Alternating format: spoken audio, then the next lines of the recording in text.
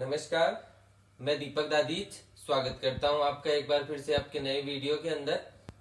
आज हम पाठ 5 सुक्ति मोक्तिकम पढ़ेंगे। सुक्ति रूपी मोती। आइए शुरू करते हैं।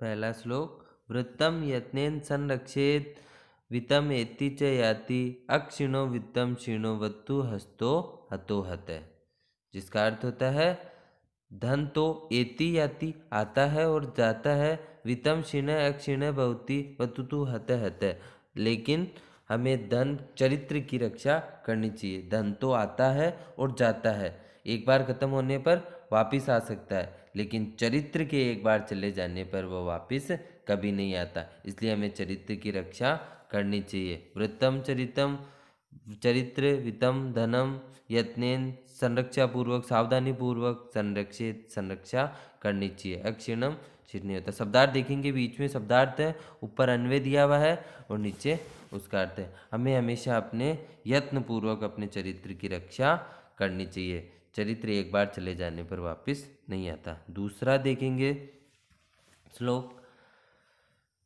श्रूयताम धर्मम सर्वस्वम सुत्वा च अवधे धार्यताम आत्मनम प्रतिकूलानि परेश्याम न समाचारते, जिसका अन्वय कुछ इस प्रकार होगा।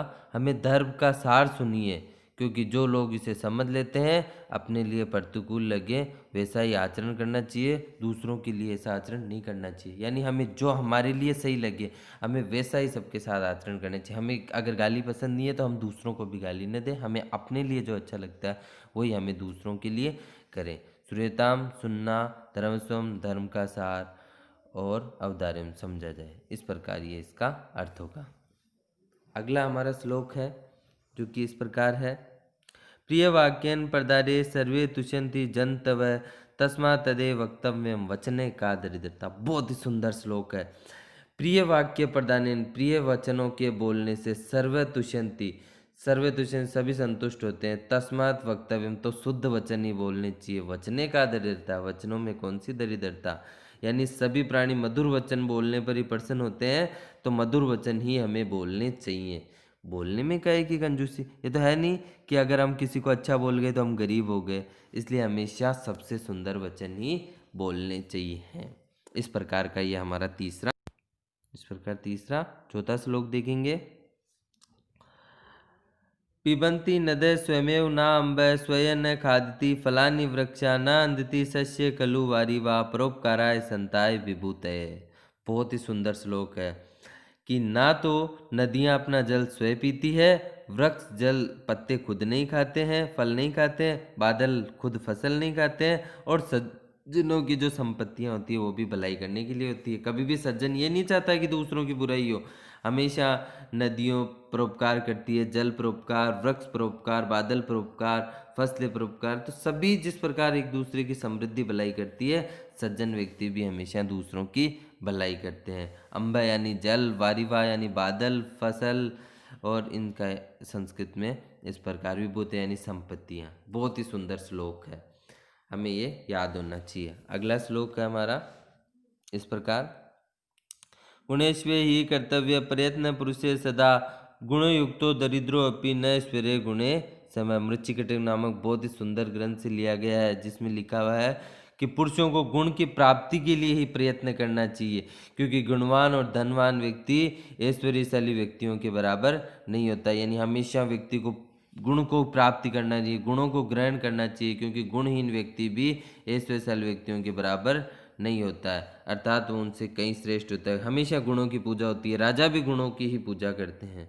कर्तव्य करना चाहिए ही, निश्चित ही, ऐश्वर्य ऐश्वर्यशाली, गुण समान गुणे गुणों से, अर्थात हमेशा गुणों की ही पूजा करनी चाहिए, क्योंकि गुणवान व्यक्ति तो विदेशों में भी पूजा जाता है, धनवान व्यक्ति केवल अपने ही जगह पूजा जाता है। सुंदर अर्थ, बहुत ही सुंदर अर्थ है। अगला है। आरंभे गुर्वी श्रेणी क्रमेणे लब्धि पुरा वृद्धि मता च पश्चात दिनस्य पूर्वा अपरा बिना छाया मैत्री खल सज्जना नाम। बहुत ही सुंदर श्लोक है, जिसमें बताया गया है कि आरंभी गुर्वी, आरंभ में तो बहुत बड़ी रहती है, कर्मणे लागवी, और फिर छोटी हो जाती है, और वृद्धि मता पूर्वा दिन से छाया, उसी प्रकार छोटे से बड़ी होती है।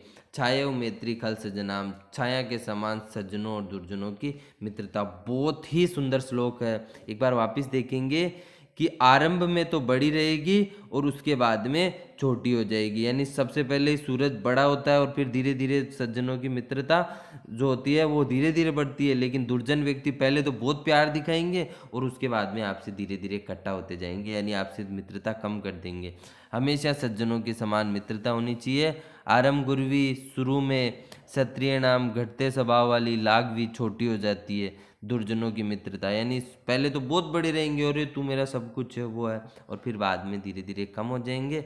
उसी प्रकार जो सज्जन व्यक्ति होते हैं पहले कम कम बात करेंगे, उसके बाद में धीरे धीरे धीरे धीरे आपके बहुत प्रिय हो जाएंगे। इस प्रकार का ये श्लोक है। पूर्वादेव पूर्वान में, छाया एवं छाया की भांति, अपराध सूर्य के बाद की भांति वृद्धिमती बढ़ती जाती है। यानी सज्जनों की मित्रता सूर्य के समान होती है। जो कि दुर्जन व्यक्ति होते हैं पहले बहुत ज़्यादा धूप देंगे और फिर धीरे धीरे धीरे धीरे वो छाया उनकी बढ़ती जाएगी और वो कम हो जाएंगे। लेकिन जो श्रेष्ठ व्यक्ति रहेंगे, बड़े व्यक्ति रहेंगे, वो पहले तो कम रखेंगे लेकिन धीरे धीरे धीरे धीरे धीरे बढ़ती रहेंगी, उनकी मित्रता आगे बढ़ती रहेगी। इस प्रकार बहुत ही सुंदर वाक्य बताए गए। आप इनके शब्दार्थों को अच्छी तरीके से समझेंगे और इसके अर्थ को समझेंगे। यह अर्थ आप अपनी कॉपी में भी करेंगे।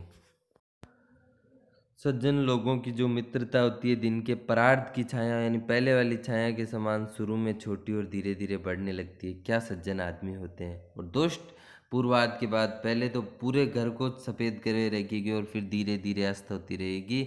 और वही दोस्त जो हमारा सबसे पहले बहुत अच्छा दोस्त रहेगा वो अंत में जाकर के हमारे दुश्मन की तरह बन जाएगा। इस प्रकार बहुत ही सुंदर श्लोक बताया गया है, हमें निश्चय इसका पालन करना चाहिए। अगला है इस प्रकार देखो सज्जनों की मित्रता के बारे में भगवान श्री कृष्ण के बारे में बताया गया है बहुत ही सुंदर कि भाई सज्जनों की मित्रता शनि शनि प्रगाढ़ होती है, ना कि प्रथम परिचय में ही घनिष्ठ हो जाती है।